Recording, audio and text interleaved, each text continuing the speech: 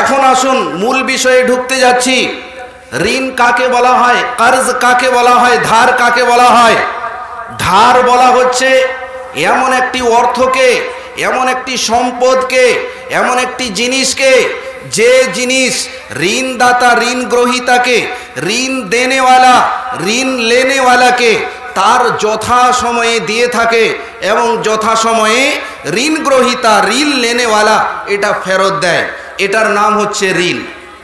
যারা ঋণ দেবে, যাদেরকে আল্লাহ তাবারক ওয়া তাআলা টাকা পয়সা দিয়েছেন, কোটিপতি বানিয়েছেন, লাখপতি বানিয়েছেন, যদি আপনাদের গ্রামে আপনাদের এলাকায় কোনো ব্যক্তি বিপদগ্রস্ত হয়ে যায়, কোনো ব্যক্তির হঠাৎ করে টাকা লাগবে, ওই ব্যক্তির কাছে টাকা নেই, এমত অবস্থায় আপনি যদি 10 টাকা, 100 টাকা, 1000 টাকা দিয়ে সহযোগিতা করতে পারেন, তাহলে ওই ব্যক্তির ফজিলত আল্লাহ তাবারক ওয়া তাআলা কোরআনুল কারীমের মধ্যে বর্ণনা করেছে। কি ফজিলত?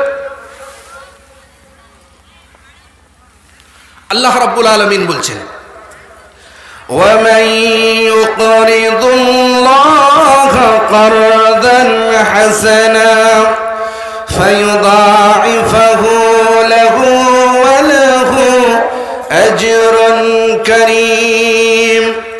আমার বন্ধু, আমার ভাইয়েরা, আল্লাহ তাবারক ওয়া তাআলা এই আয়াতের মধ্যে বর্ণনা করছেন, হে পৃথিবীর লোকেরা, আল্লাহ তাবারক ওয়া তাআলা তোমাদেরকে যদি টাকা পয়সা দিয়ে থাকে, তোমরা যদি লাখপতি হও, তোমরা যদি কোটিপতি হও, তাহলে তোমার পাশের বাড়ি যদি বিপদগ্রস্ত হয়ে যায়, পাশের বাড়ি যদি দুস্থ হয়ে যায়, তাহলে ওই ভাইকে যদি তুমি 1000 টাকা দিয়ে সহযোগিতা করো, তাহলে আমি আল্লাহ তাবারক ওয়া তাআলা তোমার মালকে বৃদ্ধি করে দেব। জোরে বলুন সুবহানাল্লাহ।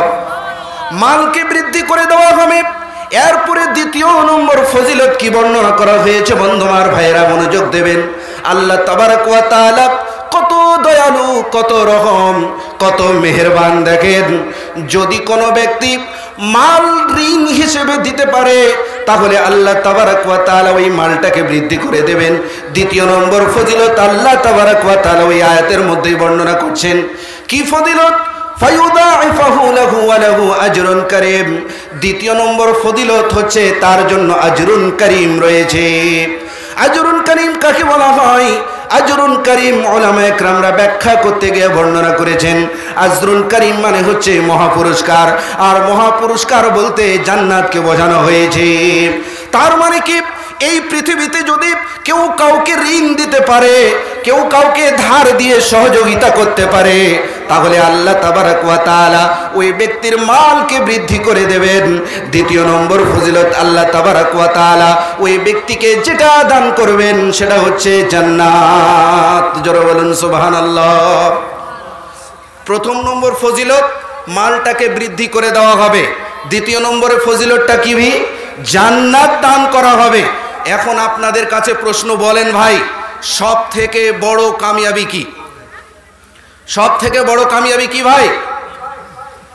সব থেকে বড় কামিয়াবি হচ্ছে জান্নাতে প্রবেশ করা এবং জাহান্নাম থেকে দূরে থাকা। রাস্তার ধারে জাতীয় সড়কের নিকটে জমি ক্রয় করে নেওয়াটা প্রকৃত কামিয়াবি নয়। রাস্তার ধারে বড় বড় বিল্ডিং তৈরি করে নেওয়া, বাংলা তৈরি করে নেওয়া, এটা প্রকৃত কামিয়াবি নয়। প্রকৃত কামিয়াবি হচ্ছে জান্নাতে প্রবেশ করা এবং জাহান্নাম থেকে দূরে থাকা।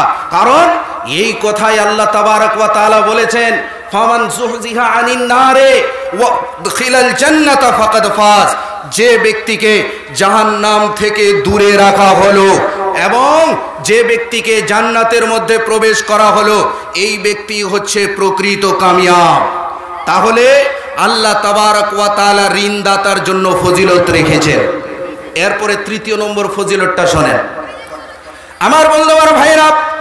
আল্লাহ তাবারক ওয়া তাআলা কোরআনুল মাজিদের মধ্যে এই ফজিলতগুলো বর্ণনা করার পরে বিশ্বনবীর মারফতে, মহানবী সাল্লাল্লাহু আলাইহি ওয়াসাল্লামের মারফতে বর্ণনা করছেন, যদি কোনো ব্যক্তি এই পৃথিবীতে কাউকে ধার দিয়ে সহযোগিতা করে, ঋণ দিয়ে সহযোগিতা করে, তাহলে তার মালটাকে আল্লাহ তাবারক ওয়া তাআলা অর্ধেক মালকে সাদকায় পরিণত করে দেন।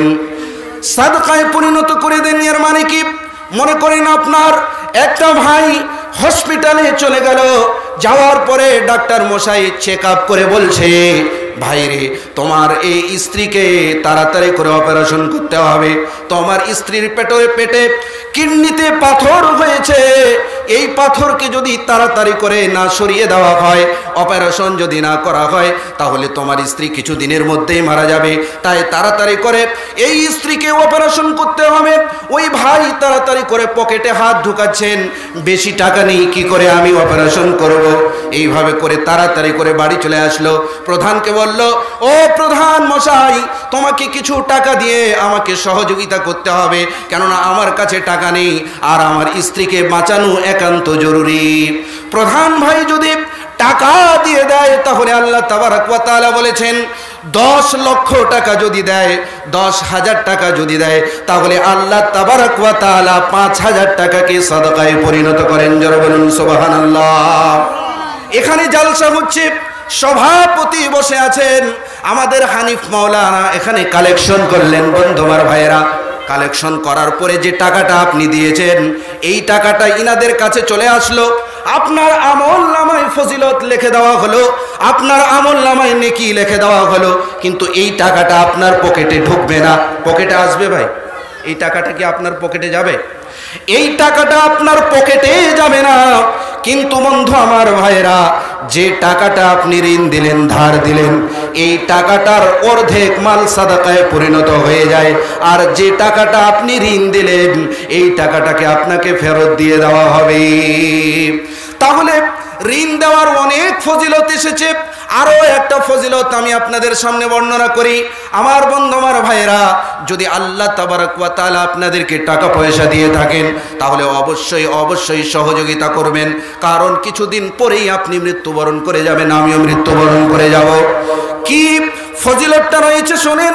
যদি এই পৃথিবীতে কোনো ব্যক্তির কষ্ট ক্লেশকে দূর করে দেয়, কষ্ট ক্লেশকে হঠাৎ করে সে দুস্থ হয়ে গেল, ওই কষ্টের সময়ে আপনি কষ্টটাকে যদি দূর করে দেন, তাহলে আল্লাহ তাবারক ওয়া তাআলা কাল কিয়ামতের দিবসে অনেকগুলি কষ্টের মধ্য থেকে একটি কষ্টকে আল্লাহ তাবারক ওয়া তাআলা দূর করে দেবেন। জোরে বলুন সুবহানাল্লাহ।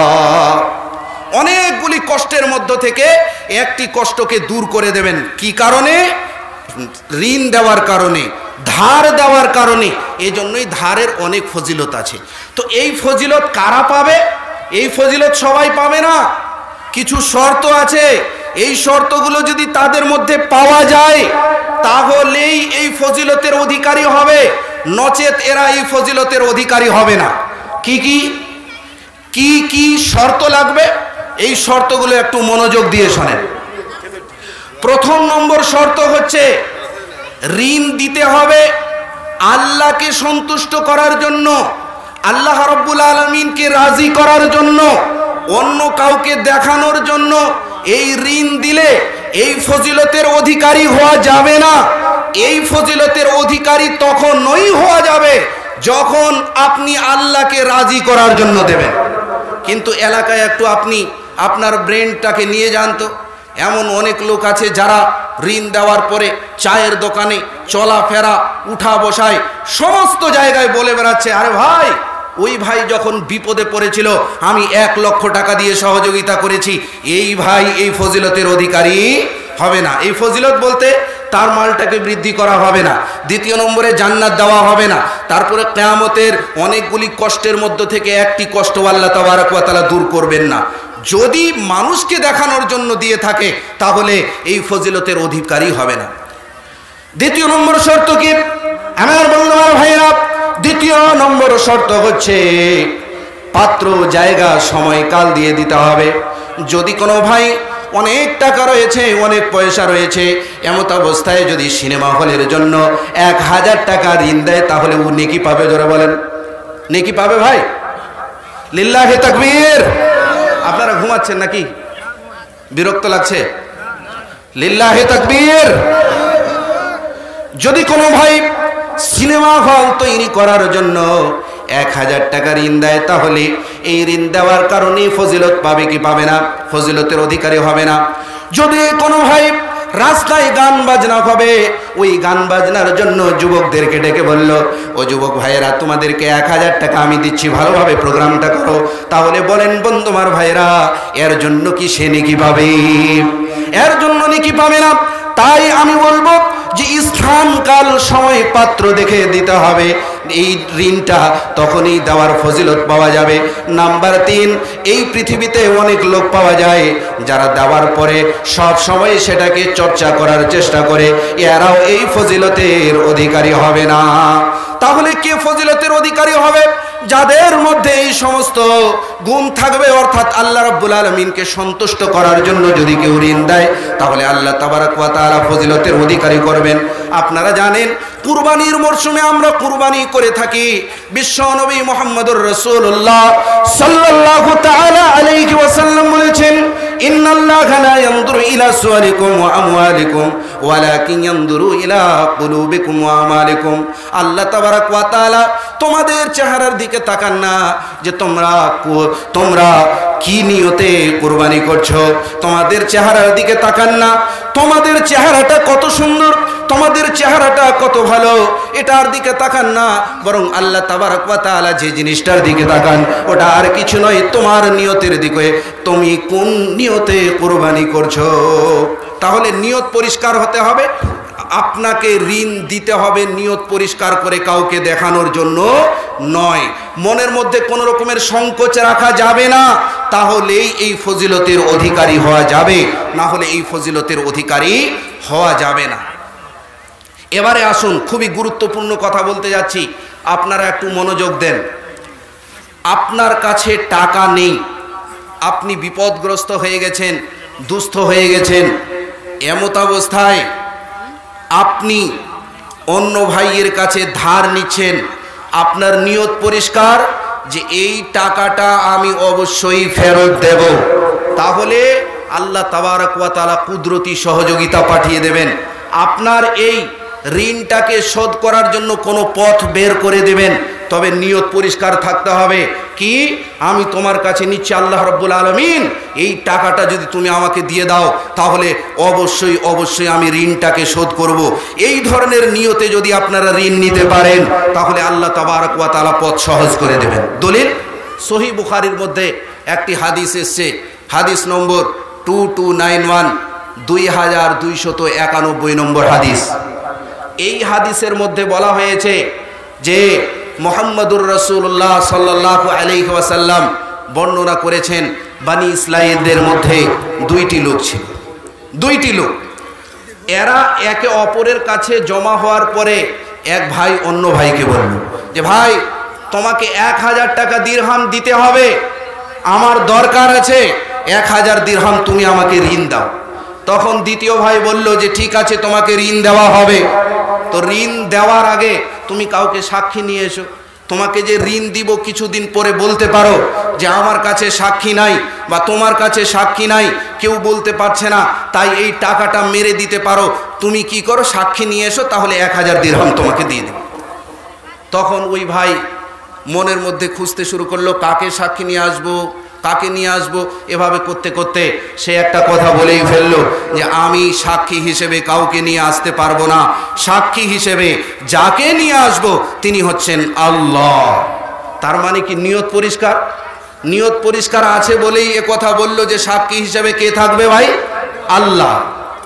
এরপরে দ্বিতীয় নম্বরে ঋণদাতা বলছে ঠিক আছে, তোমাকে 1000 দিরহাম দিব, কিন্তু জামিন নিয়ে এসো। জামিন, জামিন বুঝেন তো ভাই, ই মরে গেলে উ টাকাটা দিবে, এ ধরনের একটা লোককে নিয়ে আসেন, জামিন নিয়ে আসেন, তাহলে 1000 দিরহাম আপনাকে দিয়ে দেওয়া হবে।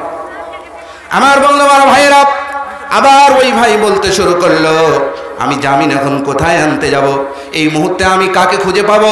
সুতরাং সে খুঁজতে খুঁজতে খুঁজতে আবার একটা কথা বলে ফেললো, ভাই আমার বন্ধুরে, আমি জামিন হিসেবে যাকে রাখবো তিনি হচ্ছেন আল্লাহ তাবারাক ওয়া তাআলা।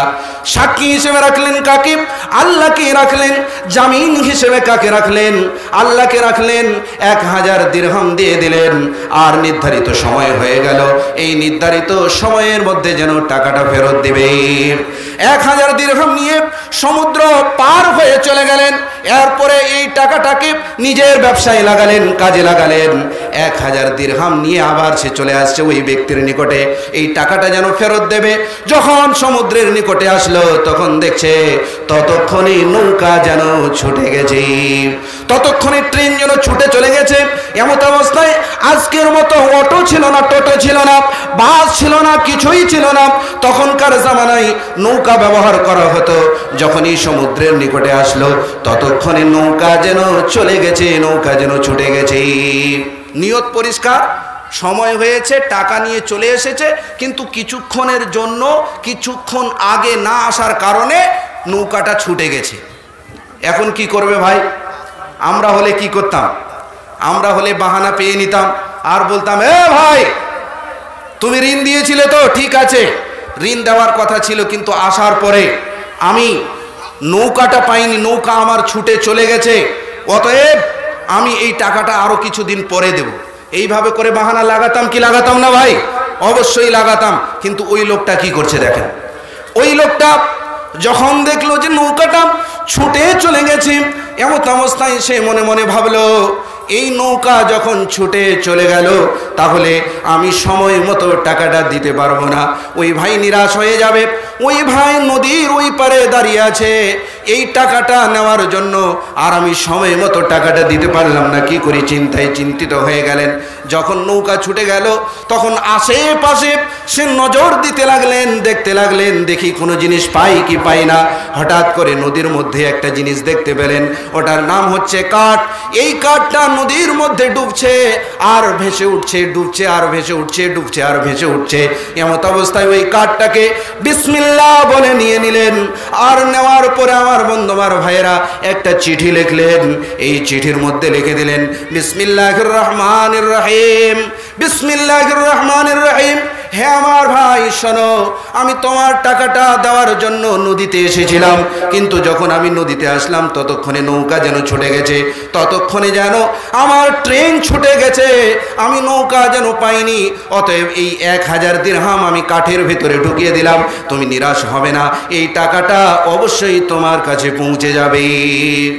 বলেন ভাই, স্রোত যদি এই দিক থেকে ওই দিকে হয় তাহলে কোনো কাঠকে ছেড়ে দিলে কোন দিকে যাবে? এই দিকে যাবে তো। আর ভাই আপনারা শুনছেন না ঘুমাচ্ছেন? লিল্লাহে তাকবীর। চোখেরই পলকে তুমি হতে পারো লাশ, চোখেরই পলকে তুমি হতে পারো লাশ, চিরতরে বন্ধ হবে তোমারই নিঃশ্বাস, হবে এলাম তোমারই নাম মসজিদের মাইকে, বাড়িওয়ালা নাই রে বাড়ি, নাই রে দুনিয়াতে, টাকাওয়ালা নাই রে টাকা, নাই রে দুনিয়াতে, জমিওয়ালা নাই রে জমি, নাই রে দুনিয়াতে। তোমার ভয়ে থাকতো মানুষ ছিল বাহাদুরি, তোমার ভয়ে থাকতো মানুষ ছিল বাহাদুরি, ভাবনি হাওয়ায় ওরা তুমি যে রঙিন ঘুরি, ভাবনি হাওয়ায় ওরা তুমি যে রঙিন ঘুরি, সুতোয় টান দিলে মালিক পারবে না থাকিতে, পারবে না থাকিতে, বাড়িওয়ালা নাই রে বাড়ি, নাই রে দুনিয়াতে, টাকাওয়ালা নাই রে টাকা, নাই রে দুনিয়াতে, জমিওয়ালা নাই রে জমি, নাই রে দুনিয়াতে।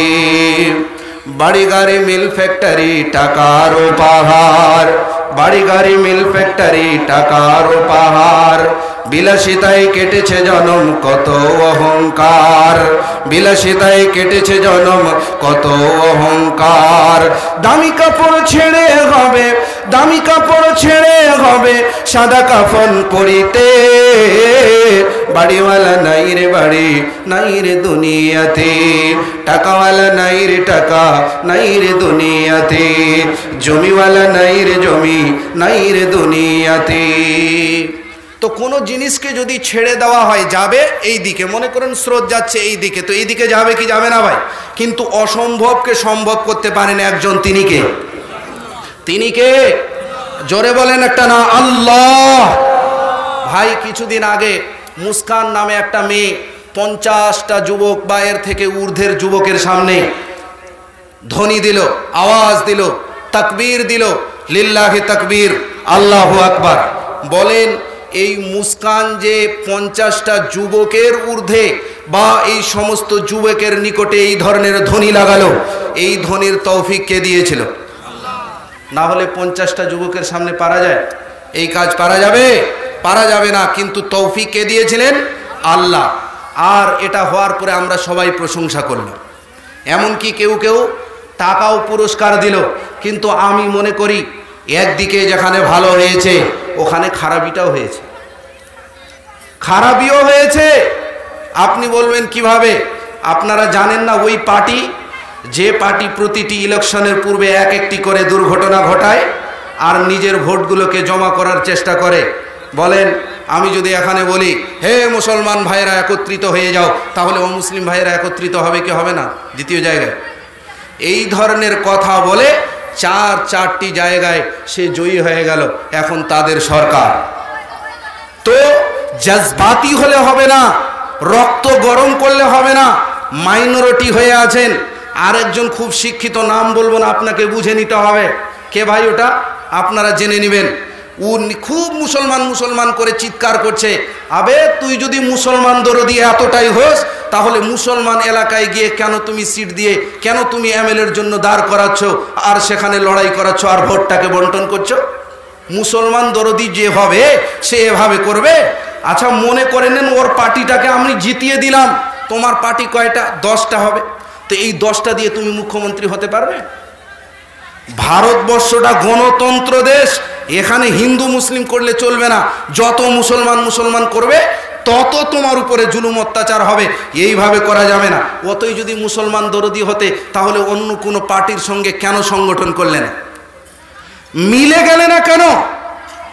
এই লোকটাকে আপনারা ভালো মনে করছেন না, আমি ভালো মনে করি না।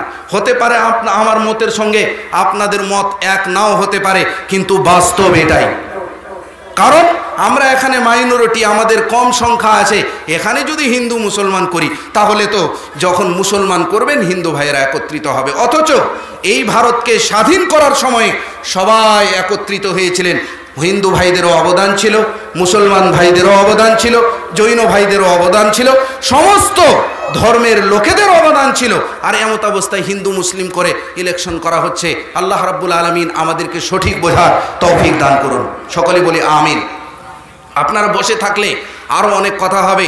দিনের পর দিন আমাদের কাছ থেকে সব কিছু ছুটেই চলে যাচ্ছে। এখন বোরখা সম্পর্কেও, হিজাব সম্পর্কেও আমাদের বিরুদ্ধে ফয়সালা দিয়ে দেওয়া হয়েছে। এমনকি আমাদের কাছ থেকে মসজিদ নিয়ে নেওয়া হলো। তারপরে তালাকের ব্যাপারটা তো আপনারা জানেন।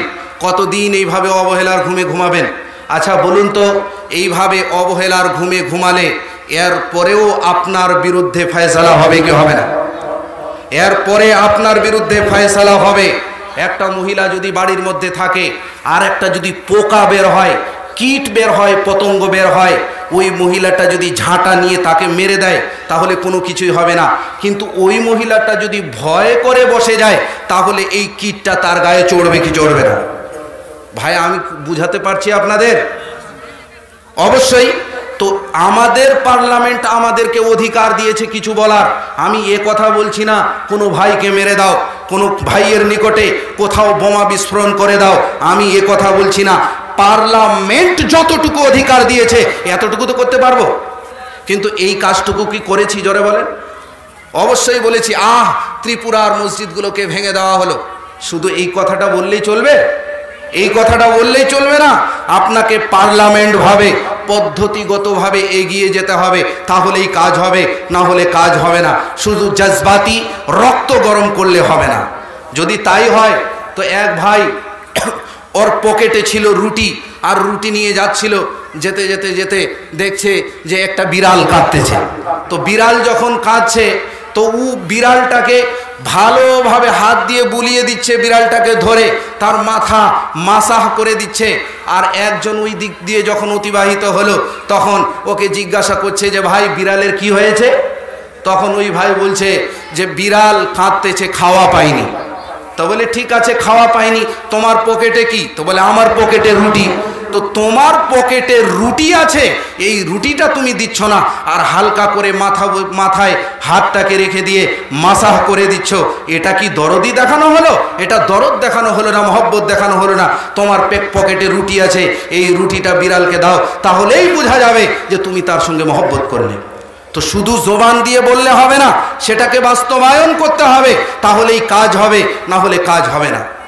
তো যাই হোক, আমি যে ঘটনাটা আপনাদের শোনাচ্ছিলাম, যদি কেউ ঋণ নেক নিয়তে, পরিষ্কার নিয়তে নেয়, তাহলে অবশ্যই অবশ্যই ওই ঋণটাকে আল্লাহ রাব্বুল আলামিন শোধ করার রাস্তা বের করে দেবেন। কিভাবে বের করবেন?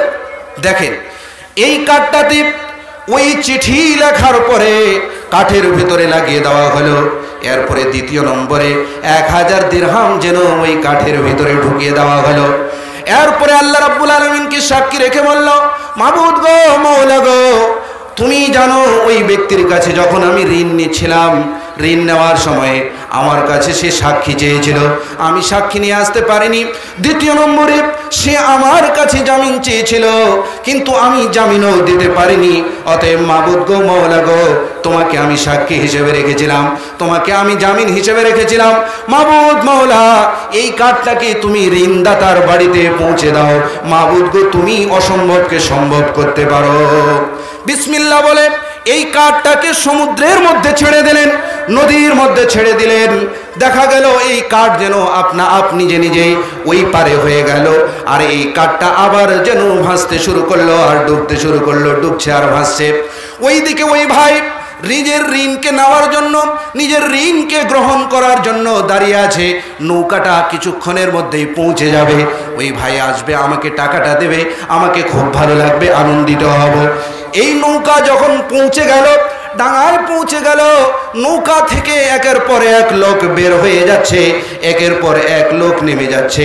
নেমে যাওয়ার পরেও সে মনে করছে এরপরের ভাইটা হবে, এরপরের ভাইটা হবে, এরপরের ভাইটা হবে। এইভাবে করতে করতে সে আশা লাগিয়ে রেখেছে যে কখন সে ভাই আসবে আর ওই টাকাটা আমাকে দেবে। কিন্তু যখন দেখলো যে নৌকার মধ্যে ওই লোকটি নেই, একটাও লোক নেই যে লোক ওই টাকাটা আমাকে ফেরত দেবে, নিরাশ হয়ে গেলেন। আর বলতে শুরু করলেন, মনে মনে বলতে লাগলেন, আমি যে টাকাটা দিয়েছিলাম ওই টাকাটা আমার হলো চলে গেল, ওই টাকাটা আমার বেকার হয়ে গেল, এই টাকাটা আমার কোনো লাভ করেনি। অতএব সুতরাং সে চিন্তায় চিন্তিত হয়ে কি করবে ভেবে পাচ্ছে না। এমত অবস্থায় সে ঘোরাফেরা করতে লাগলো, দেখতে লাগলো কোনো জিনিস কি আমি পাই, এই জিনিসটাকে নিয়ে যাব আর বাড়িতে আমি আমার স্ত্রীর হাতে তুলে দেব। সুতরাং দেখতে দেখতে দেখতে ওই কাঠটাকে যেন দেখলেন। এই ব্যক্তি কিন্তু জানে না এই কাঠের ভিতরে টাকা লাগিয়ে দেওয়া হয়েছে, এই কাঠের ভিতরে চিঠি রয়েছে, এই কথাটা কিন্তু জানে না। বিসমিল্লাহ বলে এই কাঠ উঠিয়ে নিয়ে মনে মনে ভাবতে লাগলেন, টাকা তো পেলাম না, ঠিক আছে, তবে এই কাঠটা আমি আমার স্ত্রীর হাতে তুলে ধরবো, আর এই কাঠটা আমার স্ত্রী জ্বালানির কাজে লাগাবে। বিসমিল্লাহ বলে এই কাঠ কাঁধের উপরে নিয়ে চলতে শুরু করলেন। যেতে যেতে যেতে বাড়িতে পৌঁছলেন। আসসালামু আলাইকুম ওয়া রাহমাতুল্লাহ, সালামের উত্তর দিলেন স্ত্রী। এরপরে কুড়াল নিয়ে আসা হলো, কুড়াল নিয়ে বিসমিল্লাহ বলে এই কাঠটাকে ছিঁড়ে দেওয়া হবে, এই কাঠটাকে ফেলে দেওয়া হবে। কেন করা হচ্ছে? এই জন্যই যে এটাকে জ্বালানির কাজে লাগানো হবে, এটাকে রান্নার কাজে লাগানো হবে, এটাকে পাকানোর কাজে লাগানো হবে। তাই এই কাজটা করতে শুরু করলেন। যখনই এই কাঠটা চিরতে শুরু করলেন, চিরতে চিরতে দেখা গেল ওই চিঠিটা যেন বের হয়ে গেল। ওই চিঠি সঙ্গে সঙ্গে হাতে নিয়ে আস্তে আস্তে যেন খুলতে শুরু করলেন। খুলতে খুলতে খুলতে দেখছে তার ভিতরে 1000 দিরহাম রয়েছে আর একটা চিঠি রয়েছে। জোরে বলুন সুবহানাল্লাহ, লিল্লাহি তাকবীর। ভাই আর একটু জোরে আওয়াজ দেন, লিল্লাহি তাকবীর। বিরক্ত লাগলে ছেড়ে দেব, বলে দেবেন। তো এই চিঠিটা এবং টাকাটাও পেয়ে নিল। আমি আপনি হলে কি করতাম? একটু মাথাটাকে, ব্রেনটাকে কাজে লাগান। আমি আপনি হলে বলতাম যে এই টাকা পাইনি, আবার ওই ব্যক্তির কাছে চলে যেতাম। যেতাম কি যেতাম না? এই টাকাটা পকেটে ভরলেন, আল্লাহ রাব্বুল আলামিনের প্রশংসা করলেন। মাবুদ মাওলা, তোমার প্রশংসা যে তুমি ওই টাকাটা আমার কাছে পৌঁছে দিলে। এখন বলুন মূল্যবান ভাইয়েরা, ওই লোকটা আনন্দিত হবে, খুশি হবে কি হবে না? অবশ্যই আনন্দিত হবে, অবশ্যই খুশি হবে। এরপরে যখন এই কাঠটাকে চিরে দেওয়া হলো, বা রান্নার কাজ যখন চলছে, কিছুদিন পরেই ওই ব্যক্তি চলে আসলো যে ব্যক্তি ঋণ নিয়েছিল, যার নৌকা ছুটে গিয়েছিল। সে মনে করলো এই কাঠটা পৌঁছাবে কি পৌঁছাবে না, আমি কিছুদিন পরেই মৃত্যুবরণ করে যাব, আর মৃত্যুবরণ করার পরে এই টাকার হিসাব আমাকে দিতে হবে। সুতরাং 1000 দিরহাম পকেটে নিয়ে আবার ওই ব্যক্তির কাছে চলে আসলেন। টাকাও পেয়ে নিয়েছে, চিঠি পেয়ে নিয়েছে, সব কিছু পেয়ে নিয়েছে। তারপরে ওই ব্যক্তি কেন আসলেন? আখেরাতের ভয়, কবরের ভয়, জাহান্নামের ভয়। এর কারণেই সে তাড়াতাড়ি করে চলে আসলেন। এরপরে বললেন, আসসালামু আলাইকুম ওয়া রাহমাতুল্লাহ, ভাই তোমার উপরে আল্লাহর রহমত বর্ষণ হোক। আমি তোমার টাকাটা নিয়ে নদীতে যখন আসলাম, ততক্ষণে যেন আমার নৌকাটা ছুটে গেছে, যার কারণে আমি সময় মতো তোমার কাছে আসতে পারলাম না। তুমি আমাকে ক্ষমা করে দিও, তুমি আমাকে মাফ করে দিও। এই টাকাটা আমি সময় মতো দিতে পারিনি। তবে শোনো, আজকে এই টাকাটা তুমি নিয়ে নাও। পকেট থেকে 1000 দিরহাম বের করলেন। বের করার পরে ওই ভাইকে দিচ্ছেন, এই যে নাও, তুমি 1000 দিরহাম তোমার পকেটে ভরে নাও। তখন ওই ভাই সঙ্গে সঙ্গে প্রশ্ন করলেন, ভাই তুমি কি আমার নামে কোনো কিছু পাঠিয়েছিলে? তুমি কি আমার নামে কোনো জিনিস পাঠিয়েছিলে? বলুন তো বন্ধুবার ভাইরা, আমরা হলে কি বলতাম? আমরা হলে বলতাম, কেন এই টাকাটা দেরি হলো? আমরা হলে বলতাম, এই চিঠি আমি পাইনি, এই দিরহাম আমি পাইনি, এই টাকা পয়সা আমি পাইনি, অতএব তাড়াতাড়ি করে তুমি টাকা দাও। কিন্তু ওই লোকটা কত আল্লাহওয়ালা ছিলেন, কত মুত্তাকি ছিলেন, কত পরেজগার ছিলেন। সঙ্গে সঙ্গে কথা বলতে শুরু করলেন যে ওই টাকাটা আমি পেয়ে নিয়েছি, যে টাকাটা তুমি কাঠের ভিতরে পাঠিয়েছিলে। সঙ্গে সঙ্গে আল্লাহ তাবারক ওয়া তাআলার প্রশংসা করলেন, আলহামদুলিল্লাহি রাব্বিল আলামিন। ওই রবের প্রশংসা যে রব এই টাকাটাকে তোমার নিকটে পৌঁছে দিয়েছে। জোরে বলুন সুবহানাল্লাহ। তাহলে অসম্ভবকে সম্ভব করতে পারেন কে? আল্লাহ। তো যারা ঋণ নিবে, নিয়ত পরিষ্কার, ঋণটাকে শোধ করব, তাহলে পথটাকে সহজ করে দিবেন কে? জোরে বলুন আল্লাহ। এরপরে বিপরীত একটা বিষয় দেখেন, যারা মনে করছে যে ঋণ নেওয়ার পরে ঋণ শোধ করব না, তো এদের কাছ থেকে ঋণটাকে কিভাবে শোধ করা হবে, একটু হাদিসটা শোনেন ইনশাআল্লাহ, মনোযোগ দেন। হাদিসটা কি? বিশ্বনবী বলেছেন, ইন্নাল মুফলিসা মিন উম্মতি মান ইয়াতি ইয়াউমাল কিয়ামাতি মিন সিয়ামিন। শুধু কোরআন ও হাদিস বলতে চাই আপনাদের মাঝে। আর মা বোনেরা একটু থামেন, আপনাদের নিয়েও কিছু বলবো, যদিও বিষয় থেকে বের হয়ে যাব, কিন্তু আপনারা বসে আছেন, তাদের নিয়েও কিছু বলবো। তো আমি যে কথাটা বলছি, যারা ঋণ দিয়ে শোধ করবে না, এদের কাছ থেকে ঋণটা শোধ করিয়ে নেওয়া হবে। কিভাবে নেওয়া হবে? হাদিসটা শোনেন, ইন্নাল মুফলিসা মিন উম্মতি মান ইয়াতি ইয়াউমাল কিয়ামাতি মিন সিয়ামিন ওয়া সালাতিন ওয়া যাকাতিন ওয়া ইয়াতি ক্বাদ শাতামা হাযা ওয়া যারাবা হাযা ওয়া আকালা মালা দামা হাযা ওয়া যারাবা হাযা ফায়ুতা হাযা মিন হাসানাতিহি ওয়া ইউতা মিন হাসানাতিহি ফাইন ফানিয়াত হাসানাতুহু ক্বাবলা আন ইউকযা আলাইহি ফাতুরিহাত আলাইহি সুম্মা তুরিহা ফিন নার। রাওয়াহু মুসলিম। সহিহ মুসলিমের মধ্যে এই হাদিসটি এসেছে। কি হাদিস? আল্লাহ তাবারক ওয়া তাআলা ওই সমস্ত ব্যক্তিদেরকে কিয়ামতের দিবসে ডাকবেন যারা কারো জমিনকে জোর করে দখল করে নিয়েছে, যারা কাউকে বিনা কারণে মেরেছে, কোনো কারণ নেই, তারপরেও যেন গালে চাপড় মেরে দিয়েছে, তারপরেও যেন সে মেরেছে। ওই সমস্ত ব্যক্তিদেরকে ডাকা হবে যারা কোনো ভাইয়ের চুগলি করেছিল, পরচর্চা করেছিল, পরনিন্দা করেছিল। ওই সমস্ত ভাইদেরকে ডাকা হবে যারা ঋণ নেওয়ার পরে শোধ করেনি, পরিশোধ করেনি। আল্লাহ তাবারক ওয়া তাআলা এই সমস্ত ব্যক্তিদেরকে ডাকবেন। ডাকার পরে বলবেন, ও ভাইয়েরা, তোমরা একদিকে থাকো, আর যারা তোমাদেরকে মেরেছিল, যারা বিনা কারণে তোমাদেরকে গালে চাপড় মেরেছিল, যারা তোমাদের ঋণকে শোধ করেনি, তাদেরকেও ডাকা হবে আর একদিকে রাখা হবে। একদিকে যাদের উপরে জুলুম করা হয়েছিল অর্থাৎ মাজলুম, তাদেরকে রাখা হবে, আর একদিকে যাদেরকে রাখা হবে যারা জুলুম করেছিল অর্থাৎ ঋণ নেওয়ার পরে ঋণ শোধ করেনি, তাদেরকেও আল্লাহ তাবারক ওয়া তাআলা একদিকে ডাকবেন। এরপরে বলবেন, ও ভাই, তোমার কি হয়েছিল বলো? তাড়াতাড়ি করে ওই ভাই বলবে, আল্লাহ তাবারক ওয়া তাআলা মাবুদ গো মাওলা গো, যখন লকডাউন হয়েছিল, লকডাউনের সময়ে আমি দেখলাম তার বাড়িতে খুবই বিপদ রয়েছে, এমত অবস্থায় খাওয়া দাওয়া নেই, এমত অবস্থায় আমি 10,000 টাকা দিয়ে এই ভাইকে সহযোগিতা করেছিলাম, কিন্তু লকডাউন শেষ হয়ে যাওয়ার পরে 10,000 টাকা আসার পরেও, এর জীবিকা নির্বাহ হওয়ার পরেও সে এই টাকাটা ফেরত নেয়নি। আল্লাহ গো মাবুদ গো মাওলা গো, তুমি এর ফয়সালাটা করে দাও। আরেকজন বলবে, মাবুদ গো, এই জমিটা আমার ছিল, কিন্তু পার্টির জোর দেখিয়ে সে এই জমিটা আমার কাছে নিয়ে নিয়েছে, জোর করে জমিটাকে নিয়ে নিয়েছে, আমি কিছুই বলতে পারিনি, কারণ আমার কাছে পার্টির জোর ছিল না, সুতরাং আপনি বিচার করে দিন। আরেকজন বলবে, মাবুদ গো মাওলা গো, আমার এইভাবে ভাইদের সঙ্গে থাকতে গিয়ে এক ভাই ছিল, যে ভাই আমাদের দুইজনের মধ্যে দূরত্ব সৃষ্টি করেছিল, অতএব এই ভাইয়ের ব্যাপারে আমার একটু বিচার করে দিন। এইভাবে করে যখন মুআমেলাগুলোকে, ব্যাপারগুলোকে পেশ করা হবে, তখন আল্লাহ তাবারক ওয়া তাআলা বলবেন, ও ফেরেশতারা, তোমরা কি করছো? তাড়াতাড়ি করে এই ভাইয়ের কাছে যে এই ব্যক্তিটা 10,000 টাকা নিয়েছিল, এই 10,000 টাকা নেওয়ার কারণে এর নেকিগুলো ট্রান্সফার করে আর আমলনামায় দিয়ে দাও। জোরে বলুন নাউজুবিল্লাহ। আপনার নেকি ট্রান্সফার করে কোথায় দিয়ে দেওয়া হবে? আরে ভাই, আপনারা শুনছেন না? শুনছেন না? নেকিটা ট্রান্সফার করে কোথায় দেওয়া হবে? যে ঋণ শোধ করেনি, ওর নেকিগুলোকে ট্রান্সফার করে দিয়ে দেওয়া হবে।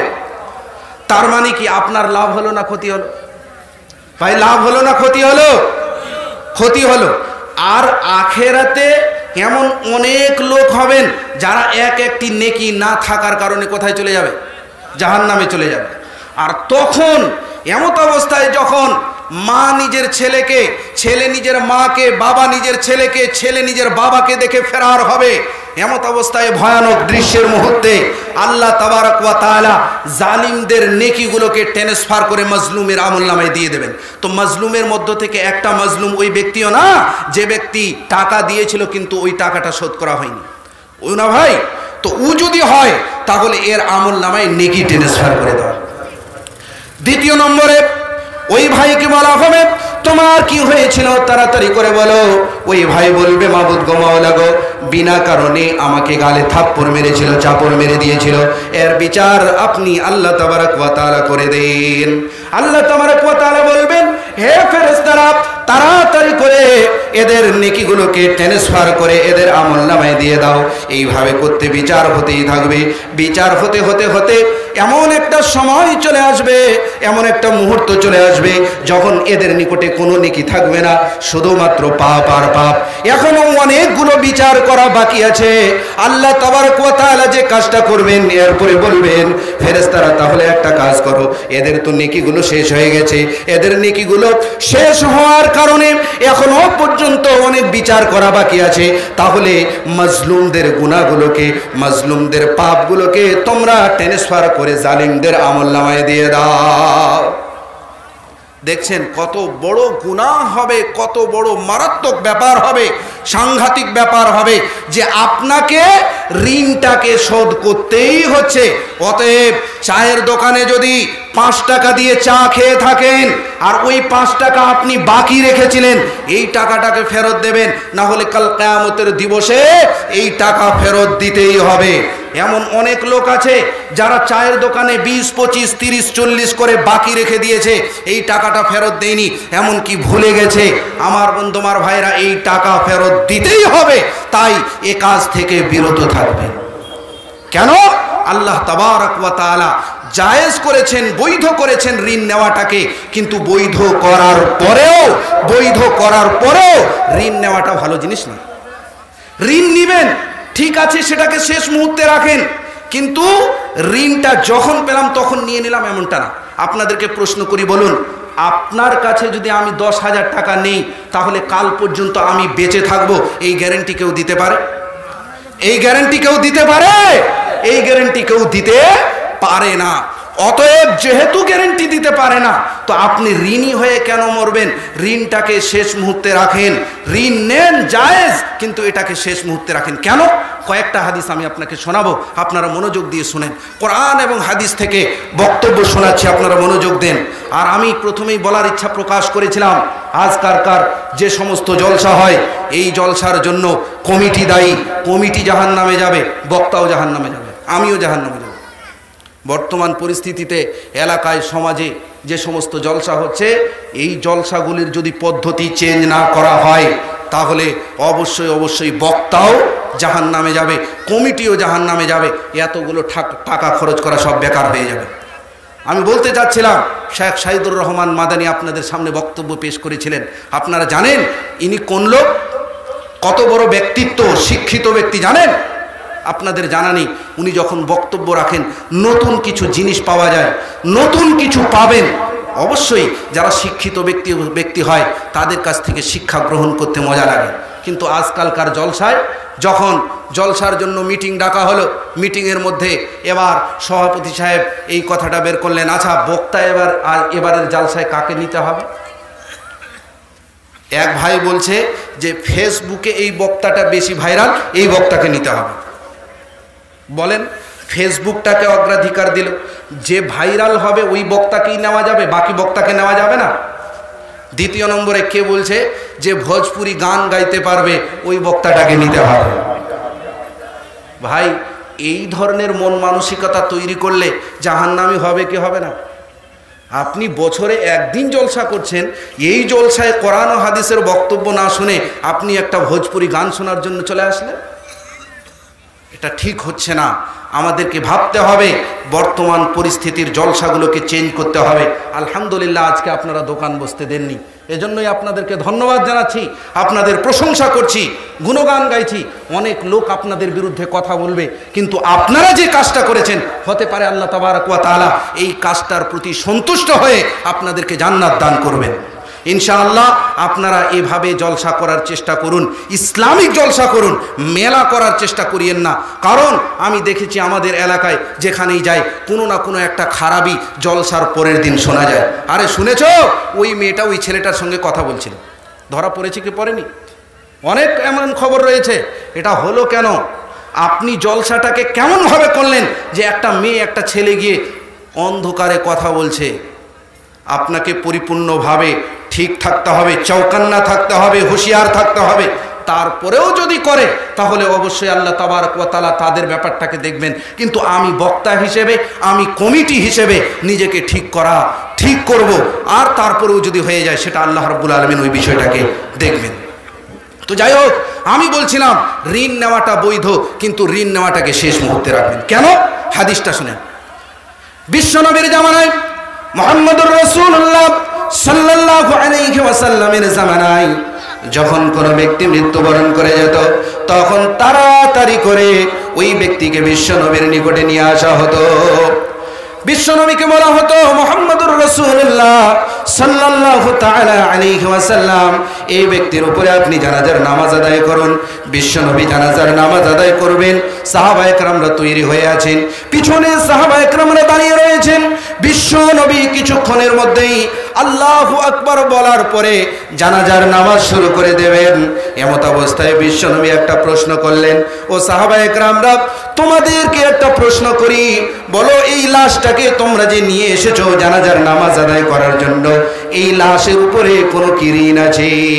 এই লাশের উপরে কোনো ধার আছে? এই লাশের উপরে কোনো কার্য রয়েছে, কোনো ধার রয়েছে?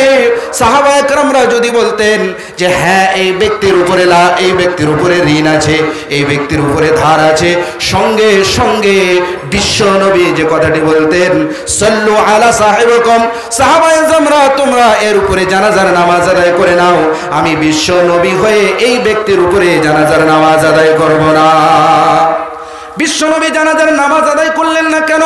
সারা পৃথিবীর লোকেদেরকে বলতে চাইলেন, হে পৃথিবীর লোকেরা শোনো, ঋণ নেওয়া বৈধ, ঋণ নেওয়া জায়েজ, তবে ঋণ নেওয়াটাকে তোমরা শেষ মুহূর্তে রাখবে। দ্বিতীয় নম্বর হাদিস শোনেন, আমার নেতা আপনার নেতা বিশ্বনবী মুহাম্মদুর রাসূলুল্লাহ সাল্লাল্লাহু তাআলা আলাইহি ওয়াসাল্লাম প্রতিদিন প্রত্যেক নামাজে অধিকাংশ সময়ে সালাম ফিরার পূর্বে একটি দোয়া করতেন। ওই দোয়াটা কি? ওই দোয়াটা আপনাদের মুখস্থ আছে, আল্লাহুম্মা কফিনি বিহালালিকা আন হারামিকা ওয়া আগনিনি বিফাজলিকা আম্মান সিওয়াক। এই দোয়াটা মুখস্থ আছে? অনেকেরই নেই, অনেকেরই নেই। এই দোয়াটা বিশ্বনবী কোথায় করতেন? সালাম ফিরার পূর্বে বারবার এই দোয়াটা করতেন। এই দোয়াটির মধ্যে কি রয়েছে? এই দোয়াটির অনুবাদ দেখে নিন, অনুবাদের মধ্যে পাবেন, অনুবাদ করতে গেলে অনুবাদ ফুটে আসবে এটাই যে আল্লাহ তাবারক ওয়া তাআলা বিশ্বনবী মুহাম্মদুর রাসূলুল্লাহ সাল্লাল্লাহু আলাইহি ওয়াসাল্লাম সালামের পূর্বে এই দোয়া করতেন, রব্বুল আলামিন, মাবুদ গো মাওলা গো, তুমি আমাকে ঋণ থেকে বাঁচিয়ে নাও, মাবুদ মাওলা তুমি আমাকে ঋণ থেকে হেফাজত করে নাও, মাবুদ গো মাওলা গো তুমি আমাকে ঋণ থেকে দূর করে নাও। এই দোয়াটা বিশ্বনবী কেন করতেন বারবার? এই জন্যই করতেন কারণ যদি ঋণ নিয়ে আমি মরে যাই, ঋণ নিয়ে যদি কেউ মরে যায়, তাহলে আপনারাই বলুন তো ভাইরা, আমার বন্ধুরা, ওই লোকটার আত্মা দুইটি জায়গায় যায়, হয় ইল্লিনে যাবে, না হয় সিজ্জিনে যাবে। ইল্লিনে যাবে, না হলে সিজ্জিনে যাবে।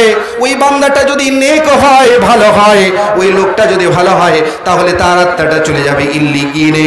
আর ওই লোকটা যদি ভালো না হয়, খারাপ হয়, নাফরমান হয়, তাহলে ওই লোকটার আত্মা চলে যাবে সিজ্জিনে। কিন্তু একটি লোকের আত্মা এমন আছে যার আত্মাকে ঝুলন্ত অবস্থায় রেখে দেওয়া হয়, যার আত্মাটাকে আকাশ ও জমিনের মধ্যেই ঝুলিয়ে রেখে দেওয়া হয়। ওই ব্যক্তিটা হচ্ছে ওই ব্যক্তি যে ব্যক্তি ঋণ নেওয়ার পরিশোধ করেনি। তার মানে কি? ঋণ নেওয়াটা বৈধ, ঋণ নেওয়াটা জায়েজ, তবে ঋণ নেওয়াটাকে শেষ মুহূর্তে রাখতে হবে। এরপরে আমি আপনাদেরকে যে কথাটা বলতে চাচ্ছি এটাও গুরুত্ব দেন, মনোযোগ দেন। আর যারা ঘুমাচ্ছেন ঘুমটাকে ভাঙার চেষ্টা করেন। লিল্লাহি তাকবীর, আওয়াজ দেন না ভাই, ঘুমাচ্ছে তো। লিল্লাহি তাকবীর। যে কথাটি বলতে যাচ্ছি, আমি কোচবিহারে থাকতাম, শীতলকুচির নাম শুনেছেন? ইসলাম ভাই 500 টাকা দাম, ঠিক আছে। আপনারা কেউ উঠবেন না ভাই, আমি তাড়াতাড়ি ছেড়ে দেবো। হ্যাঁ, আপনারা কেউ উঠবেন না, একটু সহযোগিতা করুন। হ্যাঁ বলেন। শফিকুল ইসলাম 1000 টাকা। শফিকুল ইসলাম ভাই 1000 টাকা। হ্যাঁ, তারপর হক ঠিকাদার 10000 টাকা। আনোয়ারুল হক ঠিকাদার 10000 টাকা। মাশাআল্লাহ। হ্যাঁ, মসিবুর 500 টাকা। মসিবুর 500 টাকা। সৈফুর 500 টাকা। খুশবুর 500 টাকা। শাহাবুল 10000 টাকা। শাহাবুল 10000 টাকা। মাশাআল্লাহ। মুর্তুজ 15000 টাকা। মুর্তুজ ভাই 15000 টাকা। মাশাআল্লাহ। খোশ মোহাম্মদ 15 কেজি গম 500 টাকা। খোশ মোহাম্মদ ভাই 15 কেজি গম 500 টাকা। আবু তালেব 25 কেজি গম। আবু তালেব 25 কেজি গম। তারপর ইব্রাহিম 10 কেজি গম। ইব্রাহিম 10 কেজি গম। মুমতাজ আবুল হোসেন 10 কেজি গম, 25 কেজি গম। মুমতাজ আবুল হোসেন 25 কেজি গম। এই সমস্ত দান তো আপনার উঠার পরে। ও ঠিক আছে, এই দানগুলোর এক একটা করে ইনশাআল্লাহ দোয়া করা হবে পরে। এখন আমি দোয়া করছি না। আমি কোচবিহারে ছিলাম, শীতলকুচির নাম আপনারা শুনেছেন ভাই, যেখানে 4 জনকে গুলি করে হত্যা করা হলো, জানেন তো ভাই ইলেকশনের সময়ে। আর ভাই আওয়াজ দেন, সারা দেন। 4 জনকে হত্যা করা হয়েছিল, কি হয় নাই? তো শীতলকুচিতে আমি 4 বছর ছিলাম মাদ্রাসার প্রিন্সিপাল হয়ে। তো এই শীতলকুচিতে 4 বছরে থাকতে গিয়ে আমি একজনের কাছে একটা বাইক নিয়েছিলাম। তো বাইকের দাম হয়েছিল কত? 24,000 টাকা। তো লোকটা আমার বন্ধুর মধ্যেই, একজন 500 টাকা, আরেকজন ভাই 500 টাকা। তো 210 টাকা। 210 টাকা। আর কেউ আছে যে টাকাগুলো আসে লিখে রাখেন, ইনশাআল্লাহ ওটা নিয়ে আলাদা আলোচনা হবে। তো আমি ওই কোচবিহার শীতলকুচিতে গিয়ে এক ভাইয়ের কাছে মোটর সাইকেল নিয়েছিলাম। মোটর সাইকেলের দাম হয়েছিল কত? 24,000 টাকা। নাম বলবো না, নাম বললে গীবত হবে, নাম বলবো না। তো 24,000 টাকা হলো। আমি ভাবলাম, আরে ভাই আমি যে এত বড় একটা মোটর সাইকেল নিচ্ছি, মানে সেকেন্ড হ্যান্ড, তো লিখে নেওয়া উচিত। আমি যখন বললাম যে ভাই তোমাকে লিখে নিতে হবে, আর আমি এখন 10,000 টাকা দিচ্ছি, 14,000 টাকা পরে দেব। এই কথাটা বলার কারণে আমার বন্ধুত্ব ছুটে গেছে। এমনকি আমার বিরুদ্ধে শত্রুতামি করেছে, আমাকে মেরে দেওয়ারও চেষ্টা করেছে, এ ধরনের খবর আছে। কেন? শুধু এই কথাটি বলেছিলাম যে ভাই আমার মধ্যে আর আপনার মধ্যে যে ক্রয় বিক্রয় হচ্ছে এটাকে লিখে নিতে হবে। এটা ইসলামের অঙ্গ কি অঙ্গ নয়? এটা ইসলামের অঙ্গ। যখন আপনি কারো কাছে ঋণ নেবেন সেটাকে লিখে নিতে হবে, সেটাকে লিখে নিতে হবে। কেন? কারণ কোরআনুল কারীমের মধ্যে সব থেকে বড় আয়াত কোনটা? সব থেকে বড় আয়াত হচ্ছে আয়াতুদ দাইন, ঋণের আয়াত, ঋণ ঋণ ধারের আয়াত। কোরআনের মধ্যে যদি আপনাদেরকে প্রশ্ন করে সব থেকে বড় আয়াত কোনটি, তাহলে কি বলবেন? ঋণের আয়াত। এই আয়াতটা হিফজি কোরআন, হাফেজি কোরআন যেটা, ওই কোরআনের একটি পরিপূর্ণ পেজ নিয়ে নিয়েছে। ওই পেজের মধ্যে কি বলা হয়েছে? ওই পেজের মধ্যে আল্লাহ তাবারক ওয়া তাআলা বর্ণনা করেছেন, হে পৃথিবীর লোকেরা, যখন তোমরা ঋণ নিতে যাবে তখন সেটাকে তোমরা লিখে নাও। আর তোমরা যারা লিখে নিতে পারো, তোমাদেরকে যে আল্লাহ তাবারক ওয়া তাআলা লেখার যদি শক্তি দিয়ে থাকে, তাহলে এটাকে তোমরা ভালোভাবে লিখে নাও। আর যারা লিখবে তারা যেন কম বেশি করে না লেখে। লেখার সময়ে ঋণদাতা 100 টাকা দিল, আর আপনি যদি 90 টাকা লেখেন তাহলে এটা গুনাহগার হয়ে যাবে, পাপ হয়ে যাবে। আল্লাহ তাবারক ওয়া তাআলাও এই কথাটাকে রিকর্ড করে দিলেন। বললেন, হে পৃথিবীর লোকেরা, তোমরা যখন ঋণ নিতে যাবে তখন সেটাকে তোমরা লিখে নাও। আর লেখার সময় তোমরা এদিক ওদিক করবে না, তোমরা কমও করার চেষ্টা করবে না, তোমরা বেশিও করার চেষ্টা করবে না। তাহলে ঋণ লিখে নেবেন তো ইনশাআল্লাহ? ইনশাআল্লাহ ঋণ নিলে সেটাকে লিখে নেওয়ার চেষ্টা করব। এরপরে যাদের টাকা আছে কিন্তু তারপরেও ঋণ দিচ্ছে না, আপনার কাছে ঘুরে বেড়াচ্ছে, চায়ের দোকানে দেখছেন ওই ব্যক্তি আছে, এমত অবস্থায় এই ব্যক্তির জন্য কি জায়েজ করেছে আল্লাহ, শোনেন, মনোযোগ দেন। মানে আপনি কাউকে 10,000 টাকা দিয়েছেন, তো 10,000 টাকা দেওয়ার পরে আপনি দেখতে পাচ্ছেন যে ওর কাছে টাকা আছে, কিন্তু তারপরেও আপনাকে টাকা দিচ্ছে না। আপনি বলছেন, হ্যাঁ ভাই টাকাটা দাও, তখন ও বলছে যে না, টাকা কালকে নিস। পরের দিন যখন জিজ্ঞাসা করলাম যে টাকাটা দাও, তখন ও বলছে না, কালকে নয় পরশু নাও। এইভাবে করে সে সময় কাটিয়ে চলে যাচ্ছে। এদের জন্য হাদিস কি বলছে দেখেন, খুবই মনোযোগ দেন, গুরুত্বপূর্ণ কথা বলছি। বিশ্বনবী মুহাম্মদুর রাসূলুল্লাহ সাল্লাল্লাহু তাআলা আলাইহি ওয়াসাল্লাম বলেন, লাইয়ুল ওয়াজিদি ইউহিল্লু ইরদাহু ওয়া উকুবাতাহু। যারা ঋণ নেওয়ার পরে শোধ করে না, আর আপনি দেখছেন তার কাছে টাকা আছে, পয়সা আছে, তারপরেও আপনাকে টাকা দিচ্ছে না, আজকাল করছে, এইভাবে করতে করতে দেরি করছে, তাহলে বিশ্বনবী বলেছেন আল্লাহ তাবারক ওয়া তাআলা ওই ব্যক্তির জন্য মান সম্মান হানি করাটাকে জায়েজ করেছেন। চায়ের দোকানে আপনি দাঁড়িয়ে গেলেন, হে ভাইরা শোনো, এই ভাইটার কাছে 10,000 টাকা পাই, কিন্তু এই 10,000 টাকা আমাকে দিচ্ছে না, এর মান সম্মান হানি করা যাবে। এমনকি পঞ্চায়েত বসানো যাবে, গ্রামের লোকেদেরকে এক জায়গায় বসিয়ে দেওয়ার পরে বলা হবে, ভাইরা আমার, এই ভাইকে আমি 10,000 টাকা ঋণ দিয়েছিলাম, টাকা থাকার পরেও এই 10,000 টাকা আমাকে ফেরত দেয়নি। ওকে মারাও যাবে, এমন মারা যাবে না যে মারার কারণে হসপিটাল যেতে হবে, এ ধরনের মার নয়, তবে শিক্ষা দেওয়ার জন্য মার দেওয়া যেতে পারে। তারপরেও যদি ওই ব্যক্তিটা টাকা না দেয়, ঋণটাকে শোধ না করে, তাহলে এ কথারও অনুমতি বিশ্বনবী দিয়েছেন যে তার মালগুলোকে হরফ করে নিতে হবে। তার মালগুলোকে হরফ করে নেওয়ার পরে ওখান থেকে ঋণদাতাদেরকে দিয়ে দিতে হবে। অর্থাৎ মনে করেন 10,000 টাকা দিতে হবে, তাহলে তার বাড়িতে যতগুলো মাল আছে সমস্ত মালগুলো জমা করে পরে 10,000 টাকা দিয়ে দিতে হবে, আর বাকি মালগুলো ওই ব্যক্তিকেই ফিরিয়ে দিতে হবে। মান সম্মান, মারপিট করা, হালকাভাবে হানি করা, লোকেদের সামনে বলা যে এই ব্যক্তির কাছে 10,000 টাকা পাই, এ কথা বলা জায়েজ করেছেন। কেন? কারণ এদের স্বভাব হচ্ছে আজকে নয় কালকে, কালকে নয় পরশু, এইভাবে করে তারা বলতেই থাকে। এজন্যই ঋণ নিবেন ঠিক আছে, ঋণ নেওয়া বৈধ ঠিক আছে, কিন্তু ঋণটাকে শেষ মুহূর্তে রাখবেন। এবারে আমি বিষয় থেকে বের হচ্ছি, বিষয়ের ভিতরে অনেক কথা ছিল, আমি ছেড়ে দিচ্ছি। কিছু মা বোনদের কথা বলবো, কিছু পর্দা সম্পর্কে কথা বলবো, ইনশাআল্লাহ আপনারা শুনবেন তো ইনশাআল্লাহ। লিল্লাহি তাকবীর, আরো একটু জোরে আওয়াজ দেন, লিল্লাহি তাকবীর। আপনারা 5টা মিনিট সময় দেন, এই 5 মিনিটের মধ্যে দানগুলো নিয়ে নেই, তারপরে উঠবেন, কেউ উঠবেন না ইনশাআল্লাহ। তো আর কেউ দান এসছে, কোনো দান এসছে? দান নেই, ভাই আপনাদের মধ্য থেকে কোনো ভাই আছেন এত দূর থেকে ছুটে এসেছি আমার হাতে দান দেবেন, মুসাফির মানুষ, আমি দোয়া করে দেব এবং আল্লাহ তাবারক ওয়া তাআলা বিশ্ব নবীর মারফতে যে বলেছেন মাশাআল্লাহ, এক ভাই 100 টাকা দান করলেন, এই দানকে তুমি সাদরে গ্রহণ করে নাও। আর ভাই কোনো ভাই আছেন, কেউ যাবেন না ভাই, আপনাদের কাছে বিনীত অনুরোধ, আপনারা কেউ যাবেন না, মহিলাদের বিষয়টা শ্রবণ করার পরে যাবেন। কোনো ভাই নেই যে ভাই একটা বড় দান আমার হাতে দেবে। আল্লাহ তাবারক ওয়া তাআলা বলেছেন মানুষ যখন মরে যায় তার সমস্ত আমল শেষ হয়ে যায়, তবে 3টি আমল শেষ হয় না, তার মধ্য থেকে একটা হচ্ছে সাদকায়ে জারিয়া।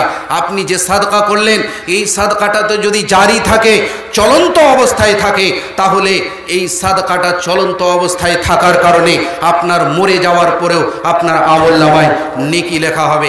আর কি হবে, আপনি যদি সাদকা করতে পারেন তাহলে আপনার যদি কবরে যাওয়ার পরে আগুনের যোগ্য হয়ে যান, কবরের শাস্তির যোগ্য হয়ে যান, তাহলে বিশ্বনবী মুহাম্মদুর রাসূলুল্লাহ সাল্লাল্লাহু আলাইহি ওয়াসাল্লাম বলেছেন যে তার কবরের আগুনকেও বুঝিয়ে দেওয়া হয় এই সাদকা করার কারণে।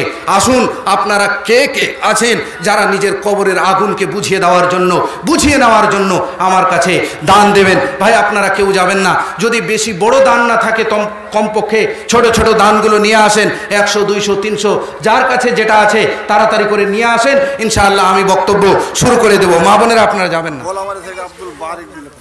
মাশাআল্লাহ, গোলামারি থেকে 500 টাকা আব্দুল বারিক ভাই দান করেছেন, লিল্লাহি তাকবীর।